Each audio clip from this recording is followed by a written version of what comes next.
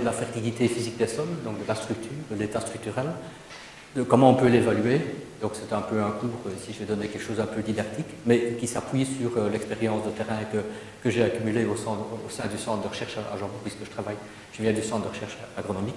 Depuis 30 ans, je travaille sur des techniques de culture sans labour, donc tout ce qui est structure du sol, évidemment, m'intéresse au plus haut point. Alors tout d'abord, il faut commencer par quelques définitions, parce qu'on parle de structure, donc on va parler de structure du sol, ou d'état structurel, on verra bien. La structure du sol, on va la définir comme le mode d'assemblage de particules de sol. Donc un petit rappel, vous savez que le sol, il est constitué, en tout cas dans nos régions, enfin partout, mais dans notre région c'est très simple, c'est du sable, des limons et des argiles. Donc c'est des particules de taille différentes, avec des propriétés différentes, notamment au niveau des argiles, et qui sont les particules les plus fines. La composition sable, limon, argile, c'est ce qu'on appelle la texture du sol, ou la composition granulométrique du sol.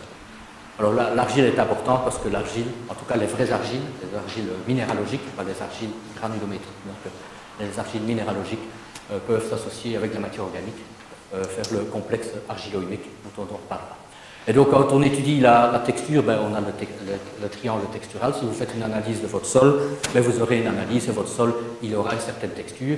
C'est bien sûr un paramètre avec lequel vous allez devoir jouer pour gérer votre sol, parce qu'un sol sablonneux, un sol argileux ne se travaille pas de la même manière, en fonction des conditions climatiques, sécheresse, humidité par exemple, puisque l'argile peut gonfler avec l'humidité, se rétracter en période de sécheresse.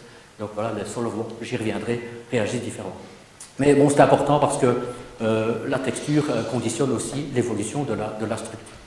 Donc on peut définir la structure à différentes échelles. Si on est au niveau du millimètre, on va parler d'agrégats. Donc les agrégats, ce sont des ensembles qui combinent des particules de sable, limon et d'argile qui sont combinées dans ce qu'on appelle des agrégats, qui sont plus ou moins poreux selon la dimension, la proportion de limon ou d'argile.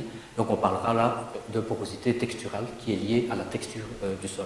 C'est les paramètres sur lesquels l'agriculteur n'a pas d'action directe, où il faudrait une compaction très très forte pour modifier la porosité texturale. Par contre, on peut aller, selon qu'on s'intéresse à un autre niveau d'échelle, donc si je mets à l'échelle du centimètre, je vais dire, ben là c'est des agrégats qu'on va voir facilement à l'œil nu, et vous savez qu'on parlera d'agrégats de Mott, et là on va pouvoir caractériser, on parlera de structures crubleuses, de structures polyédriques, de structures lamellaires, de structures colonnaires, etc. Donc là on se situe à une échelle plutôt macroscopique. Alors ça c'est important, évidemment la structure la plus intéressante, celle qu'on va rechercher le plus, ce sera la structure grubleuse, qui est aussi l'indice d'une bonne activité biologique, puisqu'elle est essentiellement conditionnée par l'activité biologique, les vers de terre, mais également les micro-organismes, l'action de la rhizosphère, donc les micro-organismes qui vivent de manière très proche des racines, etc. Donc ça, c'est la structure la plus intéressante au niveau de la porosité, au niveau de l'alimentation en eau, en air pour les racines, et elle est signe aussi un indicateur de bonne santé du sol. Tandis que la structure polyédrique sera une structure qui sera plus liée à un effet mécanique. Donc, par exemple, un sol tassé, une motte tassée qu'on va casser, on le verra probablement sur le champ tout à l'heure, si j'ai l'occasion de le montrer, mais cette motte va se casser en petits polyèdres avec des faces rigides, plus lisses, etc., où il y a moins de porosité. Les structures polyédriques peuvent être liées aussi à l'action du gel sur une terre, donc un sol qui gèle et qui se redégèle. Vous pouvez voir que c'est une structure plutôt de type polyédrique plutôt qu'une structure grubleuse. Donc la structure grubleuse sera plus liée à une activité biologique et une structure polyédrique sera plus liée à un phénomène physique ou mécanique. La structure lamellaire, ça j'y reviendrai plus tard. Puis alors si on monte encore dans le niveau d'échelle, donc vous voyez que selon qu'on est intéressé, il y a des gens qui s'intéressent à la structure au niveau microscopique et ils vont prendre un agrégat et analyser ce qui se passe au sein de l'agrégat. Déjà, nous, on va s'intéresser un peu plus en tant que praticien gestionnaire du sol, on va s'intéresser plus à l'échelle centimétrique, mais l'échelle décimétrique nous intéresse aussi beaucoup parce qu'elle conditionne tous les mouvements de l'eau, de l'air dans le sol, l'aération, la facilité avec laquelle les racines vont pouvoir se développer. Donc je vais dire là, on est plutôt à une échelle en gros du décimètre, et on parlera alors de macroporosité, puisque j'ai dit la microporosité elle est liée à la texture, liée essentiellement à porosité texturale, tandis que la macroporosité, en gros, si on est sur le terrain, on va juger de la qualité de la macroporosité en regardant les modes de près. Les petits trous qu'on va voir à l'œil nu dans le sol, c'est ce qu'on appellerait la macroporosité, c'est la macroporosité intéressante pour la circulation de l'eau qui peut circuler librement ou par capillarité dans cette porosité, donc dans les vitres, et dans l'air qui peut aussi circuler, qui est important. Donc la notion de porosité structurale est évidemment très intéressante, mais c'est une porosité qui est évidemment directement influencée par les pratiques des agriculteurs, par le fait du tassement qui va diminuer la porosité structurelle, mais par l'effet, par exemple, les vers de terre vont l'augmenter, le travail du sol va l'augmenter, mais pas nécessairement de la même manière, avec la même qualité. Donc c'est un paramètre là vraiment très intéressant.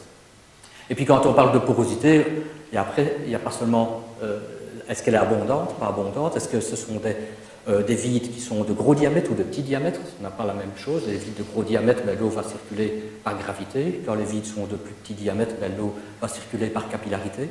C'est intéressant parce que l'eau peut avoir des mouvements descendants, latéraux ou même ascendants, remonter, alimenter une plante en germination, une racine. Donc ça c'est important.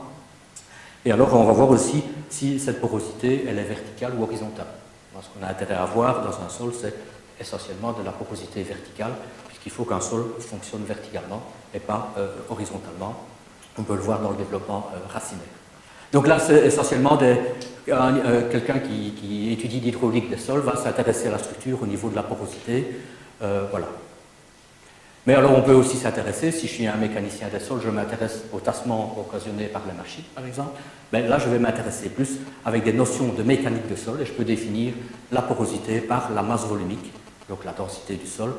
On parlera de la résistance du sol, sa cohésion, donc ça c'est des notions mécaniques, mais vous voyez que c'est aussi des notions qui traitent de la structure, mais qui sont tout à fait différentes des autres. Donc, selon qu'on s'intéresse à un aspect ou l'autre de son sol, ou suivant qu'on on s'intéresse plus à l'hydraulique, on va s'intéresser à cet aspect-là de la porosité.